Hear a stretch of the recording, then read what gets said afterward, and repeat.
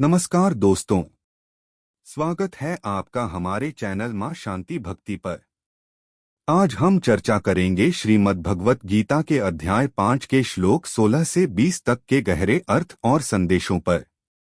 अगर आप हमारे चैनल पर पहली बार आए हैं तो कृपया चैनल को सब्सक्राइब करें और बेल आइकन दबाकर ऑल सिलेक्ट करें ताकि हमारे हर नए वीडियो का नोटिफिकेशन आपको समय पर मिले। श्लोक 16। ज्ञानेन तु तदज्ञानम येषा नाशितमात्मन तेषामादित्यवज् ज्ञानं प्रकाश्यति तत्परम। 16। लेकिन जिनका अज्ञान ज्ञान द्वारा नष्ट हो गया है, उनका ज्ञान सूर्य की तरह सर्वोच्च वास्तविकता तत्परम को प्रकट करता है। यह श्लोक सच्चे आध्यात्मिक ज्ञान की परिवर्तनकारी शक्ति पर जोर देता है।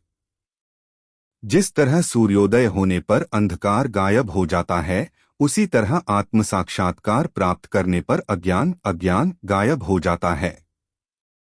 यह ज्ञान न केवल अज्ञान को दूर करता है बल्कि परम सत्य तत्परम को भी प्रकाशित करता है, जिससे मुक्ति मोक्ष प्राप्त होती है। सूर्य आदित्यवट की उपमा महत्वपूर्ण है। यह दर्शाता है कि कैसे ज्ञान भ्रम के अंधकार को दूर करता है और दिव्य वास्तविकता को स्पष्ट रूप से प्रकट करता है। जो लोग इस ज्ञान को प्राप्त करते हैं, वे भौतिक दुनिया से परे अपने वास्तविक स्वरूप को समझते हैं, आध्यात्मिक ज्ञान प्राप्त करते हैं। श्लोक 17। तद्बुद्धयस्तदात्मानस्तन्निष्ठास्तत्परायणा गच्छन्त्य पुनरावृत्ति ज्ञान निर्धूत कल्मषा। 17। जिनकी बुद्धि परमात्मा में स्थिर है, जिनका मन पूर्ण रूप से परमात्मा में लीन है, जो उनके प्रति समर्पित हैं और जो उनकी शरण में जाते हैं, ऐसे लोग ज्ञान से शुद्ध होकर मोक्ष प्राप्त करते हैं और पुनर्जन्म के चक्र से मुक्त हो जाते हैं। यह श्लोक आत्म साक्षात्कार प्राप्त व्यक्तियों की स्थिति का वर्णन करता है, जो पूरी तरह से परमात्मा के प्रति समर्पित हो गए हैं। उनकी बुद्धि, मन और भक्ति परमात्मा, ब्रह्मा, कृष्ण या ईश्वर व्याख्या के आधार पर केंद्रित होती है। अपने अटूट विश्वास और ज्ञान के कारण वे सांसारिक मोह से परे हो जाते हैं और मोक्ष मुक्ति प्राप्त करते हैं और कभी भी जन्म और मृत्यु संसार के चक्र में वापस नहीं आते। ज्ञान निर्धूत कल्मषाः वाक्यांश व्यक्ति के पापों और अज्ञान को शुद्ध करने में सच्चे आध्यात्मिक ज्ञान की शक्ति को उजागर करता है, जिससे परम मुक्ति मिलती है। श्लोक 18। विद्याविनय संपन्ने ब्राह्मणे गवि हस्तिनी शुनि चैव श्वपाके च पंडिता समदर्शिन। 18। बुद्धिमान, विद्वान और विनम्र ब्राह्मण गाय, हाथी, कुत्ते और यहाँ तक कि कुत्ते का मांस खाने वाले बहिष्कृत व्यक्ति को भी समान दृष्टि से देखते हैं। यह श्लोक आध्यात्मिक समानता और सार्वभौमिक दृष्टि पर जोर देता है।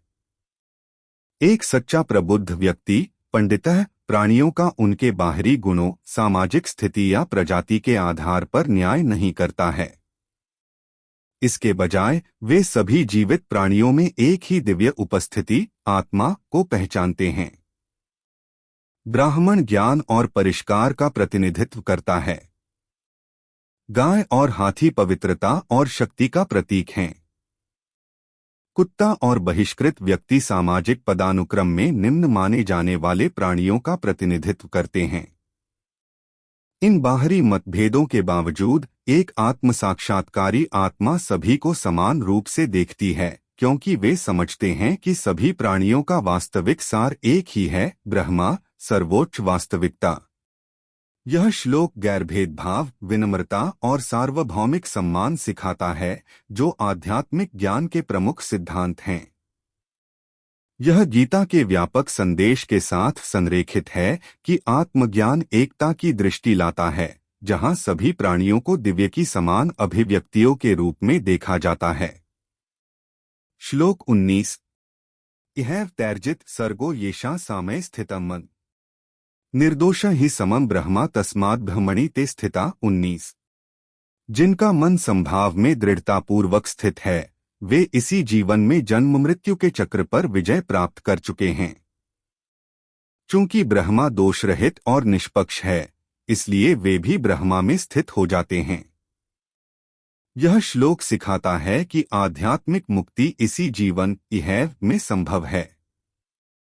यह मानसिक स्थिरता और संभाव के महत्व पर प्रकाश डालता है, जो आत्म साक्षात्कार और सांसारिक दुखों से मुक्ति की ओर ले जाता है। इहैव तैर जिता है सर्गो, जो लोग मानसिक संतुलन प्राप्त कर लेते हैं वे पहले ही पुनर्जन्म संसार के चक्र पर विजय प्राप्त कर चुके होते हैं। येषा समय स्थित मनः, जब मन द्वैत सुख दुख सफलता असफलता से अविचलित रहता है तो व्यक्ति आंतरिक शांति प्राप्त करता है। निर्दोष ही समम ब्रह्मा, सर्वोच्च ब्रह्मा दोषरहित निष्पक्ष और सभी भेदों से परे हैं। तस्माद् ब्रह्मणि ते स्थितः, जो लोग ऐसी समता विकसित करते हैं वे स्वाभाविक रूप से ब्रह्म चेतना में विलीन हो जाते हैं और मोक्ष प्राप्त करते हैं। श्लोक 20। न प्रहृष्यत प्रियं प्राप्य नोद्विजेत प्राप्य चाप्रियम्। स्थिर बुद्धिर सम्मूढ़ो ब्रह्मविद् ब्रह्मणि स्थित। 20।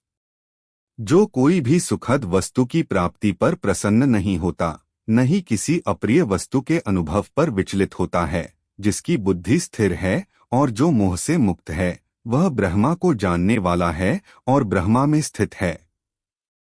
यह श्लोक एक प्रबुद्ध आत्मा की स्थिति का वर्णन करता है, जिसने ब्रह्मा परम वास्तविकता को महसूस किया है और बाहरी परिस्थितियों से अप्रभावित रहता है। न प्रहृष्यत प्रियं प्राप्य, बुद्धिमान व्यक्ति जब कोई इच्छित वस्तु प्राप्त करता है तो वह अत्यधिक उत्साहित नहीं होता। नोद्विजेत प्राप्य चाप्रियम, जब कोई कठिनाई या अप्रिय परिस्थिति आती है तो वे व्यथित या विचलित महसूस नहीं करते। स्थिर बुद्धिर असम्मुदो, उनकी बुद्धि दृढ़ और स्थिर होती है और वे सुख और दुख के भ्रम से भ्रमित नहीं होते। ब्रह्मविद् ब्रह्मणि स्थित है, ऐसा व्यक्ति ब्रह्मा को जानता है और दिव्य चेतना में निहित रहता है।